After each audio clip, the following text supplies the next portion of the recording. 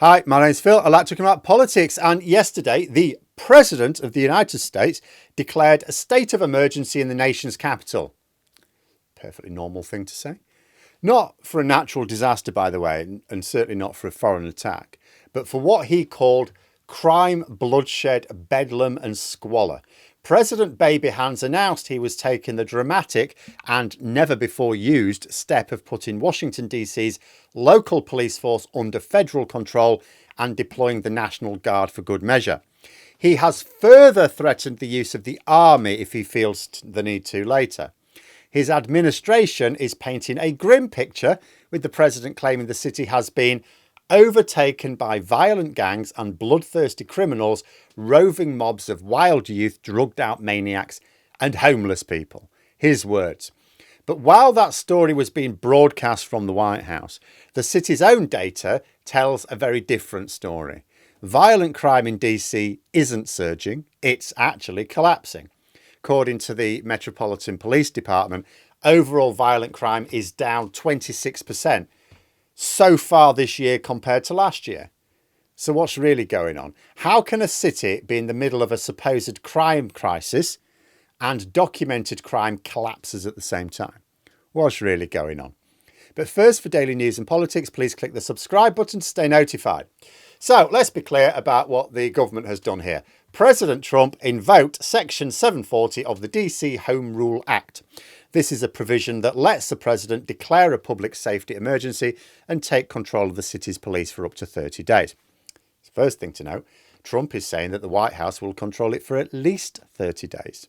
From what I can tell, the order lasts for up to 30 days. So immediate disconnect straight away. That order puts the Metropolitan Police Department under the authority of the Attorney General, Pam Bondi. Might come back to her later. Alongside this, the president activates the DC National Guard with plans to deploy about 800 of them. Reason given was a narrative of complete lawlessness. The president claimed the murder rate in Washington today is higher than that of Bogota, Colombia, Mexico City, some of the places that you hear about as being the worst places on earth, much higher. He also claimed that the city's murders in 2023 reached their highest rate probably ever. A White House fact sheet backed this up, calling the situation a national disgrace that threatens public safety in federal operations. The language very intense, designed, of course, to shock. The administration also pointed to specific crimes as a tipping point, including the recent assault of a former government staffer during a carjacking, framing it as proof that federal employees were in immediate danger. The president even cast doubt on the city's official data, suggesting officials were being asked to do phony numbers on crime. So the official story is clear. DC is a city so dangerous that only an unprecedented federal intervention can fix it. But then you look at the numbers. So as of yesterday, the police public data shows that violent crime has plummeted 26% year to date compared to 2024. That is not a small dip. That is statistically relevant. It's a major drop across the board. So homicides down 12%, they say. Robberies have plunged by 28%. Assaults with a dangerous weapon down 20%. Reports of sex abuse down 50%. This year's decline continues a trend from 2024, when the city saw a massive 35% drop in violent crime from the year before. That decline was so significant that the US attorney for DC at the time said that it brought the district to a 30-year low for violent crime. So where did this crisis come from? It's true that 2023, by the way, was a very bad year. Like a lot of American cities, DC saw a post-COVID spike in crime, according to reports. At the time, they recorded 274 homicides, which was the highest in 2 decades. But Trump's claim that this was the highest probably ever is completely false. During the early 1990s, they were seeing homicide counts approaching 500 per year. The 2023 spike was a problem that local leaders acknowledged, but the data from 24 to 25 showed a very strong reversal. Even the White House's own documents used numbers that, when people look closely, undermined their own argument. A fact sheet says there have been nearly 1,600 violent crimes this year to justify the emergency. That number is correct, according to police data, but it ignores the fact that at the same point last year, the number was over 2,100. The data doesn't show a city in crisis, it shows one that's making progress.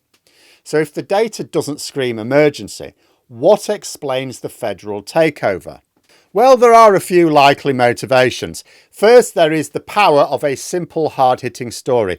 The idea of a democratic-run city in chaos has long been a powerful trope in American politics. It suggests failed local leadership, particularly failed liberal leadership, that demands a strong, authoritarian, top-down response. By declaring a crisis in the nation's capital, the government projects an image of being the ultimate authority on law and order. House Oversight Committee Chairman James Comer had praised the move as a necessary action against the, as he said, DC Council's radical soft on crime agenda. This narrative works because it bypasses numbers and appeals directly to emotions, particularly fear. And of course, if Trump is claiming the official statistics are massaged, if not outright falsified, then he can do the same himself. Run Washington with his people for a bit, then claim he's turned the city completely around. He'll be marking his own homework, but it will work to convince supporters that he's basically the only one who can get things done, and then gives him license to spread this out to other cities. And because almost nobody in America knows anything that's going on in Washington, D.C., other than from reports, that could win over some swing voters, right? Because how do you know what's really going on? You've got to choose one, haven't you? You've got to choose a report. Second, the action serves as a stark reminder of who holds the ultimate power over DC and undermines the long-standing push for statehood. See, the district exists in a strange political space where Congress and the president can override local government because of the Home Rule Act DC. So the mayor has called the takeover unsettling and unprecedented and immediately renewed a call for statehood, arguing that DC residents will always be subject to the federal government's political agenda until it becomes a state of its own. Third, this seems to be about more than just DC. The president himself has hinted that this is just the beginning, saying this will go further. We're starting very strongly with DC, which is more than a bit of a hint. He named other cities like Chicago and Los Angeles as potential targets, suggesting this could be a blueprint for future federal interventions in cities led by political opponents.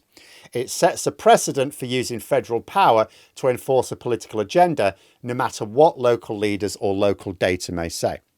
And although this is almost certainly an extension of the strategy which began in LA earlier this year, it's also a massive news story. Trump may be hoping that escalations like this can work to keep the Epstein scandal in its box. And this is where we come back to Pam Bondi, because she's very much implicated in that. Pam, why aren't you releasing the Epstein files? Oh, they're a bit boring. We don't care. We like boring. Release them. Oh, I'm a bit busy crushing dissent in democratic liberal cities. You know, the ultimate dead cat story. It's political theatre. That's what this is. It's a crime emergency declared, even as crime rates are falling. I mean, in this story, words like bloodthirsty criminals and roving mobs are used to justify a federal seizure of a city's police force. It's a story where the nation's capital becomes a stage to project an image of strength and set the board for future political battles. But another story being told to people in America is told by the data. Quieter, less dramatic story about actual progress.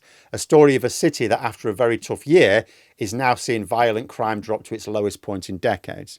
Story confirmed by their own police statistics and local leaders, from the mayor to the attorney general. You know, the DC council put it fairly bluntly. They called the action a manufactured intrusion on local authority and said there is no federal emergency. It forces Americans to choose a side. This isn't happening where most Americans are. They have no first-hand experience, so they have to pick a side. That is exactly how populism works. And populists almost always talk about things that are happening somewhere else. These almost certainly illegal takeovers of law enforcement are not going to be widespread. They will work by targeting areas which are not electorally important to Trump in order to tell a false story about what's happening in the country in general, to areas who can only know by the reports they read. Target committed Democratic voting areas. Not only is this safely avoiding imposing what is effectively martial law in the neighbourhoods of important voters, but inevitably draws a response from the Democrats themselves. A classic them versus us battle to distract people from the massive heist Trump is pulling on them all. But let me know what you think in the comments below. And for more content, you could subscribe to the channel or even join for access to streams and behind the scenes updates. Thanks for watching, and until next time, I'll see you later.